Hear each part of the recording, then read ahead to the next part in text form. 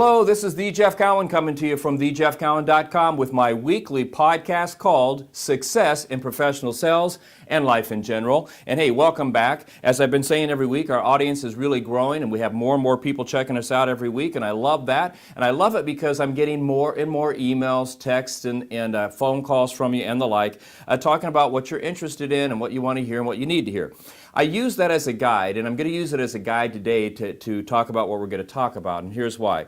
I've been getting a lot of messages that have been revolving around, I'm in a sales slump, or my sales seem to be off a little bit. How do I get myself out of that? And that's a great question, because if you're in the sales profession for any length of time at all, you will have sales slumps. You will have times when it seems like you can't do anything right. It's just life. It's part of it, but it doesn't mean you have to live with it, and it doesn't mean you should stop being in the world of professional sales. So I've got a four-step thing here today. It's not necessarily 4 steps as much as it is 4 things to think about that you should practice and take in and start to use and work on, because whenever I find myself in a sales slump, and I probably am not smart to admit that I'm ever in a sales slump, but I'm being real here, okay? I've been in sales for 30 years, and it would be nearly, show me the person that's been in sales for 30 years that hasn't been in a sales slump at some time. Show me somebody who's been in sales for a year or 2 and hadn't been in a sales slump, okay? And I'd like to meet them, because I never have.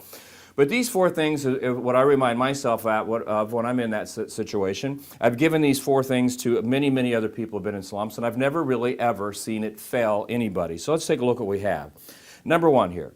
Failure and discouragement does not mean that you're failing overall. Let me say that again. Failure and discouragement does not mean that you're failing overall. You will have setbacks. You will have slumps. And failure is going to happen, and failure is your best teacher. Yes, there are going to be sales that you work so hard on that you know you deserve it more than anybody else, and it just doesn't happen. It doesn't mean you're failing overall, it just means you failed to get that sale. Now, and you're going to lose some here or there, but if you see a string of those things happen, here's the way I look at failure. The first thing is, typically the way I look at a failure, if I didn't get a sale, it's a wake-up call.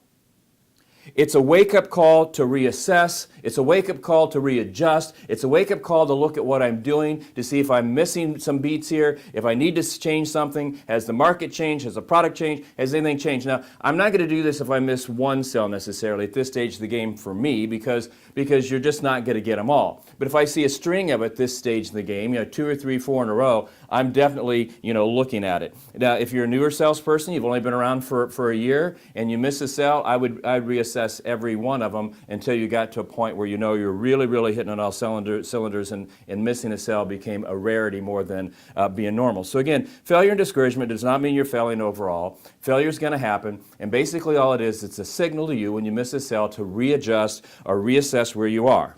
Okay, number 2. This is important, so write this down unless you're driving. I don't want you to crash your car. Just listen to it again when you get to wherever you're going. But write this down. The secret to success is not trying harder.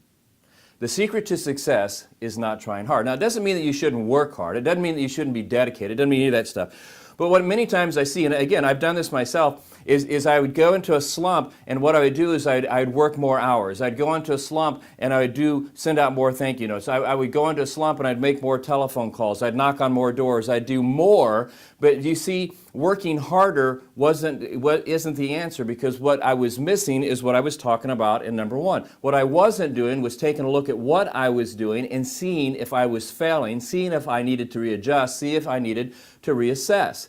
Okay, because again, things are going to change. Your product's going to change. The people you're selling to are going to change. So simply trying harder is not going to get you to success. This kind of goes with the old thing. I'm sure you've heard this a billion times. What's the definition of insanity? Doing the same thing over and over, expecting different results. And that's kind of what I'm talking about here. If what you're doing isn't working, reassess it. It necessarily putting in more hours or doing more of what you're already doing isn't necessarily going to get you there.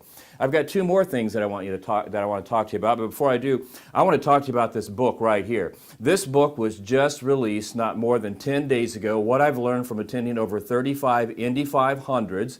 It has lessons in it for sales, motivation, leadership, management, and life in general. And I tell you what, everybody thinks I might have a bestseller here on my hands. Matter of fact, many people are telling me are, because this thing is literally flying off of our shelves, and it's flying off the shelves at Amazon and Barnes & Noble's, all those places. You got to get this book. There's what it is right right there. And here's the cool thing. You can get it in hardback, you can get it in hardcover, you can get it in soft cover, which is what most people are buying. You can download it to your Kindle. And later today, I'm going to be recording an audio version of the book, but don't wait for that. Get this book. I'm getting a lot of response from it too. People are calling me up, and some of the things just off the top of my head that people are saying is they like the stories I have in there about my mom and dad, which is, you say, race book, how's your mom and dad in that? Were they race car drivers? No, but it's life lessons, okay? I've had people tell me they like the stories that I put in there about the various race car drivers, like the one about Bobby Rahal, they're liking that one. The one about Mario Andretti, they're loving that one. There's several others. So get this book. You're going to learn a lot of stuff from it, no matter where you are in your career, whether you're just starting out, whether or not you're deep into it, even if you're not in sales. This is just a great book to read. It's entertaining. It's got a lot of history revolving around the Indy 500, and it's great. And then, of course, we've got this book right here, Right Service, Write Your Own Paycheck. If you're in a position right now that you love, then don't change. You don't need that book. But if you're thinking about changing your occupation, thinking about trying out something different, that might be a book for you, because I'm going to show you how to make a $100,000 a year with no college degree. So there's my commercial. All right, back to this. So we're talking about how to pull yourself out of a slump, and I told you two things so far. Number one, failure and discouragement doesn't mean that you're failing, okay? Number two, the secret to success is not trying harder, okay? So let's now take a look at number three. It's not where you are, okay? This is important. It's not where you are, but who you're listening to. Okay, because again, so many times people say, well, this product must be over, nobody's buying it, or this company's bad because nothing's going on. Well, take a look around yourself. If there are other people in your business, other salespeople who are selling, they're moving product, they're making things go, all right, then what's that tell you? It's not a dead product. There is something there. So it may be who you're listening to, okay, because it's not where you are, maybe who you're listening to. So what I mean, first of all, be careful who you're taking advice from. Some people, as much as I hate to say this, some people that you work with may be giving you advice that they know is not going to work for you, or at the very least make it harder for you because they don't want you to beat them. So listen to people who have your best interest at heart, okay? And sometimes that person's going to be you. Now, let me give you an example of what I'm talking about.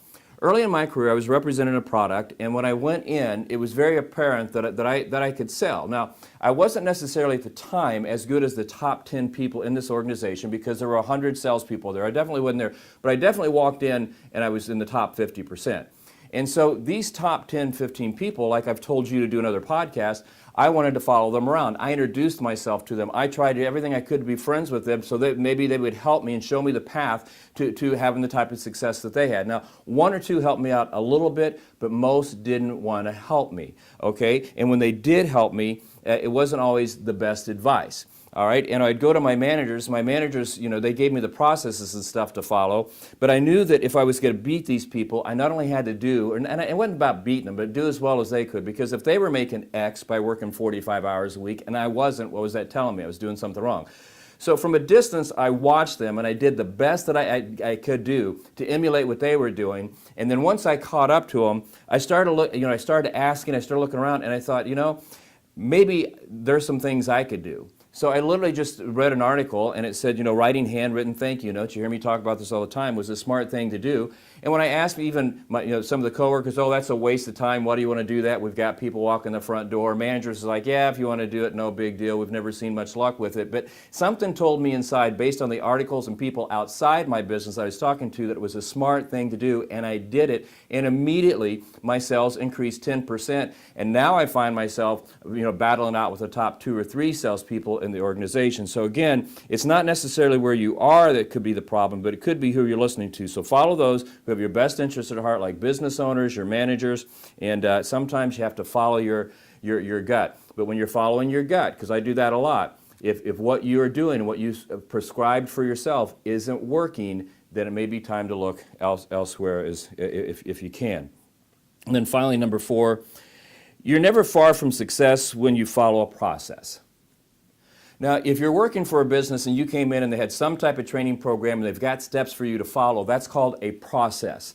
And following those steps, what it means is that somebody's walked before you and they've developed what they believe to be the easiest path to helping you be successful, the easiest path to helping you get sales, the easiest path to making sales, the easiest path to you claiming the commission that's rightfully yours. So process is important, okay, for you to follow to be successful in the organization you're in. Process also is there because when your customers come in, by you following a process, they know what to expect. For example, if you go to Starbucks, you go there because you know what you're getting before you get there. You know, you get in line, you tell them what you want, you give them your name, they take your cup, they put it in the line, they make your drink, they call out your name, you go pick it up. It's a process. You can count it. You can tell by how many people are in line how long you're going to have to be there. McDonald's, process. Nordstrom's, process. Ruth Chris's Steakhouse, process. Okay, so follow the process. You're never far from success if you're following the process has been prescribed. Some other tips here when it comes to you're never far from success when you practice, drill, and rehearse. Practice, drill, and rehearse. Practice, drill, and rehearse. You want to do this, and basically the best way to practice, drill, and rehearse is to role play. Now, many salespeople hate the term role play because they have to act and they get nervous and they get embarrassed in front of their coworkers, embarrassed in front of their bosses. And you know what? Get over it. Who cares if you make a mistake in front of a coworker? Who cares if you make a mistake in front of your boss?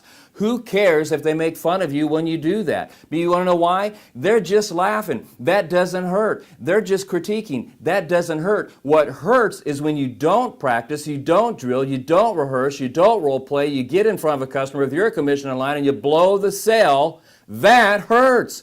Now, I'm not only talking this, but I walk it. Practice, drill, rehearse. When I leave here this afternoon, after I do the audio book, what I will be working on next is I'm going to do a series of workshops this week. I will be practicing, drilling, rehearsing those workshops. Now, I won't do the whole 2 days tonight, but I'll take a look at the spots where I feel like I'm a little bit weak in the last time I did it. I'm going to practice, drill, and rehearse. And another thing under number 4, you're never far from success when you're seeking out knowledge and you continue to train. Seek out knowledge and continue to train.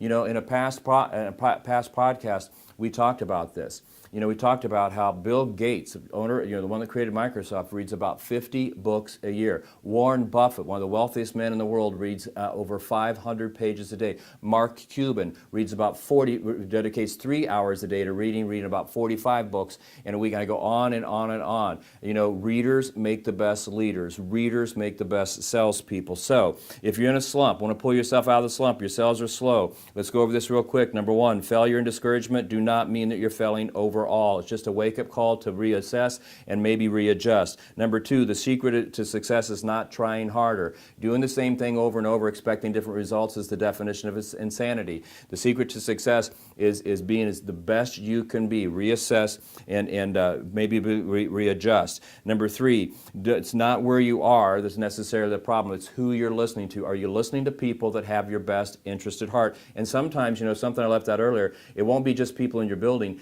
Get mentors outside of where you work. Get mentors in other industries, other salespeople, okay, and listen to them. And the number 4, you're never far from success when you follow a process for your sales, a process your business has laid out, a process they've designed because somebody's walked in your steps before, and that process is going to make your customers more comfortable. It's going to help you get more sales, more commissions. You're never far from success if you're practice, drilling, and rehearsing, you know, role playing. You're never far from success when you're seeking knowledge and you're training.